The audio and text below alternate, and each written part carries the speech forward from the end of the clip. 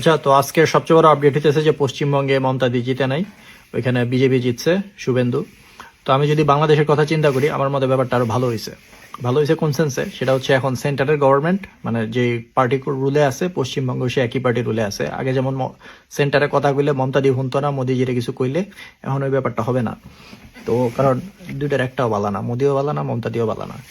তো এখন দুটো একই গভর্নমেন্ট হওয়ার কারণে অ্যাটলিস্ট সেন্টারে প্রেশার দিলে পশ্চিমবঙ্গ শুনবে। কিন্তু সমস্যা হচ্ছে আমাদের বাংলাদেশ গভর্নমেন্টের।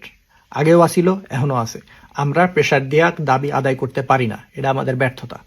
কারণ হইতেছে আমাদের উপরের টপ লেভেলে যেটি থাকে মন্ত্রী পর্যায়ে, এডি সব সোল্ড আউট হয়ে যায়। এটির আপনি একটু ললিপপ ঝুলাইলে এডি মনে করেন চাটার লেগে হাজির হয়ে যায়। সমস্যা আমাদের, ইন্ডিয়ারে দোষ দেওয়া লাভ নাই। ঠিক আছে, ইন্ডিয়ারও দোষ আছে, নাই যে তা না, ইন্ডিয়ারও দোষ আছে। কিন্তু পাশে আর একটা বড় দেশ থাকলে সবসময় তারা চেষ্টা করে এই প্রেশারটা দেওয়ার। সেক্ষেত্রে আপনি ডাবল সাইড কিরকম খেলতে পারেন, যে হ্যাঁ, ইন্ডিয়ার সাথে আমি শত্রুতা করতে চাই না, ইন্ডিয়া আমার বন্ধু হইতে পারে, কিন্তু বন্ধুত্ব হবে সমতার ভিত্তিতে। তুমিও সার্বভৌম রাষ্ট্র, আমিও সার্বভৌম রাষ্ট্র। তোমার যদি ট্রানজিট দরকার হয় ওই পারে যাইতে, আমার তুমি তিস্তা দাও, আমার তিস্তার সমস্যা আছে। আমি তোমার ইলিশ মাছ দিতেছি, তুমি আমার গরু বাড়াও, এইভাবে হইতে পারে। কারণ আমার একটা জিনিস লাগবে, এখন তুমি যদি আমার না দাও, আমি চায়নার তেলমো। কারণ চায়নাও আমার প্রতিবেশী, তুমিও আমার প্রতিবেশী, দুজনের সাথে আমি ভালো সম্পর্ক রাখতে চাই, আমি কারোর সাথে শত্রু হইতে চাই না।